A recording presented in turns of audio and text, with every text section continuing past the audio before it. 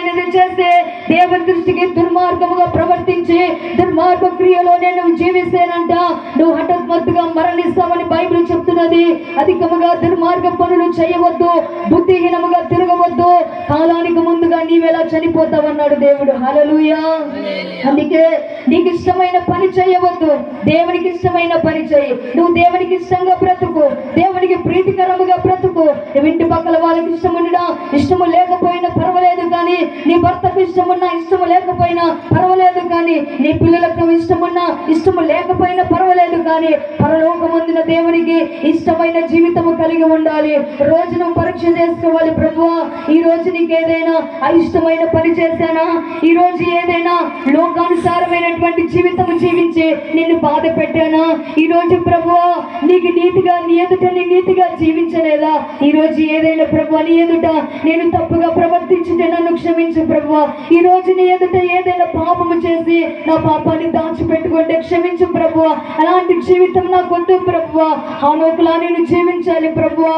ఇదిగో కుష్ఠరోగి నీకు ఇష్టముగా ఎలా జీవించాడో నేను అలా జీవించాలని నువ్వు 2 కన్నీళ్లు కాచి ప్రార్థన చేసి పశ్చాత్తాపడి ఒప్పుకునే వ్యక్తిగా ఉండాలని ఈ రాత్రి ప్రభు మీతో హెచ్చరిస్తా ఉన్నాడు. హల్లెలూయా. బైబిల్ ఒకరికి భయంకరమైనటువంటి శ్రమలు, కూర్చున్న శ్రమలే, లేచిన శ్రమలే, పడుకున్న శ్రమలే, భయంకరమైనటువంటి శ్రమల చేత అతను నలిగిపోతా ఉన్నాడు. ఎటు చూసిన శత్రువులే, ఎటు చూసిన శత్రువులే అతనికి ఎదురవుతా ఉన్నారు. తన ఇంటి వారే తనకు శత్రువులుగా మారిపోయారు. ఎటు వెళ్ళినా అతనికి శ్రమలే ఎదురవుతున్నాయి, నిందలే ఎదురవుతున్నాయి, అవమానాలే ఎదురవుతున్నాయి, కష్టాలే ఎదురవుతున్నాయి, బాధలే ఎదురవుతున్నాయి. అయితే సూటిబూటి మాటల చేత అతను నలిగిపోయాడు.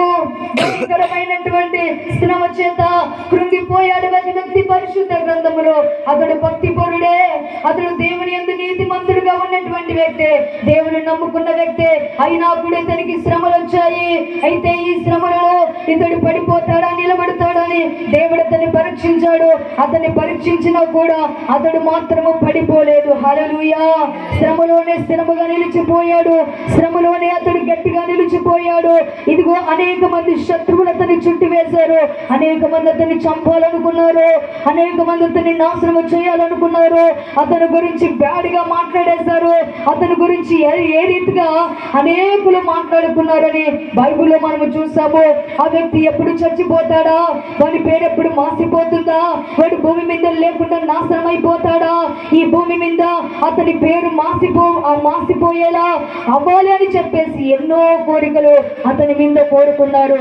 అయినా కూడా ఎంతమంది శత్రువులున్నా, ఎంతమంది అతన్ని బాధ పెట్టినా, ఎంతమంది శ్రమ పెట్టినా, ఎంతమంది దుఃఖ పెట్టినా, ఎంతమంది అతన్ని నాశనము చేయాలనుకున్నా, ఎంతమంది అతన్ని పాడు చేయాలనుకున్నా అతను మాత్రమే కొంచెము కూడా భయపడలేదు. నా దేవుడు నాకు తోడై ఉన్నాడు. హల్లెలూయా. నా దేవుడు నాకు తోడై ఉన్నాడు. ఏ శ్రమ నన్ను ఎదుర్కొన్నా, ఏ శ్రమ నాకు ఎదురైనా, ఏ శత్రువు నన్ను చంపాలని చూసినా కూడా ఏ శత్రువుకు నేను భయపడలేదు.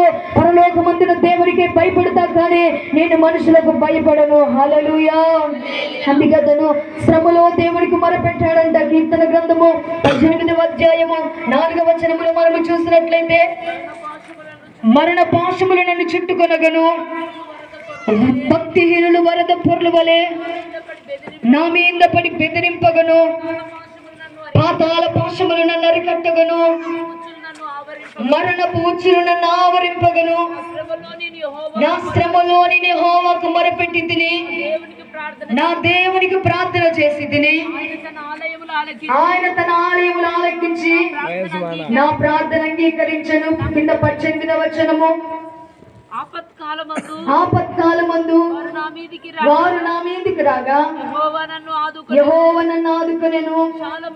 విశాలమైన స్థలమునకు ఆయన నన్ను తోడుకొని వచ్చును. నేను ఆయన కృష్ణుడు గనుక ఆయన నన్ను తప్పించను. హల్లెలూయా.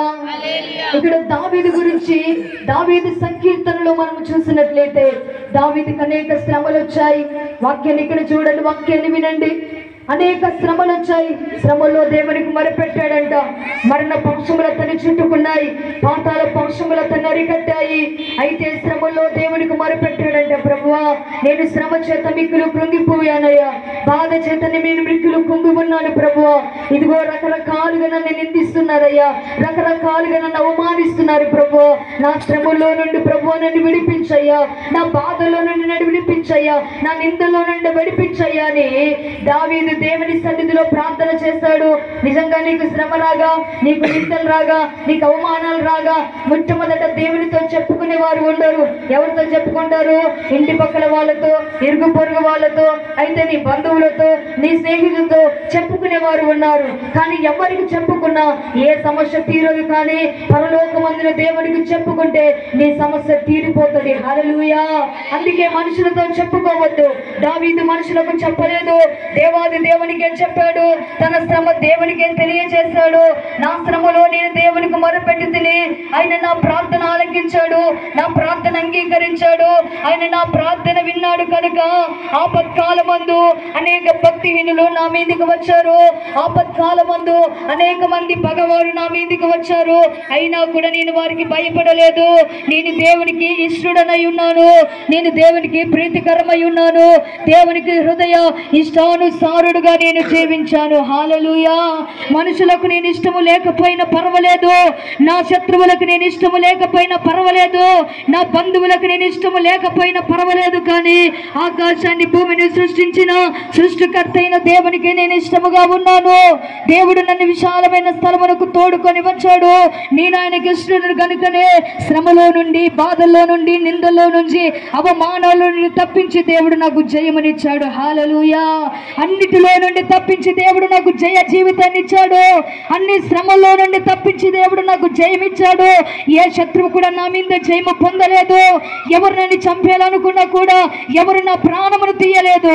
ఎందుకంటే నేను దేవునికి ఇష్టముగా ఉన్నాను కనుక, దేవునికి ప్రీతికరముగా ఉన్నాను కనుక ఎవరు నా ప్రాణమును తీయలేదు.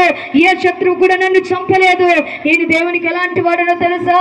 దేవునికి హృదయ ఇష్టానుసారుడుగా జీవించాను. హల్లెలూయా. దేవుడు అన్నాడు, దావీదు నిజముగా నాకు ఇష్టమైనటువంటి కుమారుడు బిడ్డ, ఇది నిజముగా నీవు నా ఉద్దేశములన్నీ నెరవేర్చిన వాడవు, నా హృదయ ఇష్టానుసారుడవు, నా హృదయంలో ఉన్న కోరికను నెరవేర్చావు, నా మనసులో ఉన్న కోరికను నెరవేర్చావు. నిజముగా నా హృదయ ఇష్టానుసారుడవని బైబిల్లో ఎవరిని అనలేదు, కానీ దావీదుని దేవుడు అన్నాడు. హల్లెలూయా.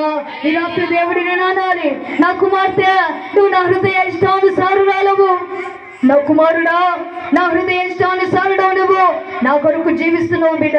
ఈ లోకంలో ఎన్ని వచ్చినా కూడా నన్ను విడిచిపెట్టలేదు. ఇదిగో నా మందిరాన్ని విడిచిపెట్టలేదు, నీకు నా నీతి జీవితాన్ని విడిచిపెట్టలేదు.